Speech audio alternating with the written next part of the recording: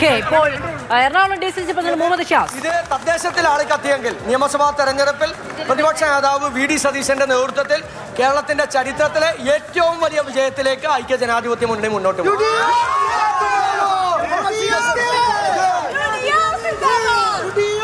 എറണാകുളത്ത് മുനിസിപ്പാലിറ്റികളിലെല്ലാം തന്നെ തൃപ്പൂണിത്തറ ഒഴികെ മറ്റെല്ലാ ഇടങ്ങളിലും ആധികാരികമായ ലീഡെടുത്ത് പോവുകയാണ് UDF. തൃപ്പൂണിത്തറ NDA ആണ് നേരത്തെ പറഞ്ഞതുപോലെ. മറ്റെല്ലാ ഇടങ്ങളും ആലുവ, അങ്കമാലി, ഏലൂർ, കളമശ്ശേരി, കൊച്ചി, കൂത്താട്ടുകുളം, കോതമംഗലം, അങ്ങനെ എല്ലാ ഇടങ്ങളിലും ലീഡെടുത്ത് പോകുന്നത് 13-ൽ 12.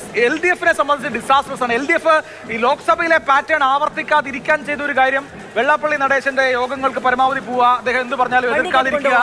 അത് അതുകൊണ്ട് പ്രത്യേകിച്ചൊന്നും ഉണ്ടായില്ലെന്ന് മാത്രമല്ല, ഇദ്ദേഹം നടത്തിയിട്ടുള്ള ചില പരാമർശങ്ങൾ മറ്റ് ഇടങ്ങളിൽ ഒരു തരത്തിലുള്ള പ്രതിഫലനം ഉണ്ടാക്കുകയും അത് LDF-ന് കോസ്റ്റ് ചെയ്യുകയും ചെയ്തു എന്ന് വേണം ഈ റിസൾട്ടിൽ നിന്ന് മനസ്സിലാക്കാൻ. ഒരു കാര്യം നേരത്തെ പറഞ്ഞല്ലോ, അവിടെയും സംഭവിച്ചൊരു പാറ്റേണാണ്. BDJSന്റെ രൂപീകരണത്തിന് ശേഷം സംഗീത വിശ്വനാഥൻ നിയമസഭാ തെരഞ്ഞെടുപ്പിലൊക്കെ മത്സരിക്കും, വലിയ തോതിൽ വോട്ട് വർദ്ധിപ്പിച്ച സ്ഥലമാണ്. എന്താണോ CPM ഭയപ്പെട്ടത്, എന്താണോ ലോക്സഭാ തെരഞ്ഞെടുപ്പിൽ സംഭവിച്ചത്, അത് വീണ്ടും ആവർത്തിക്കപ്പെട്ടിരിക്കുന്നു. ആ പാറ്റേൺ ആവർത്തിക്കപ്പെട്ടിരിക്കുന്നു.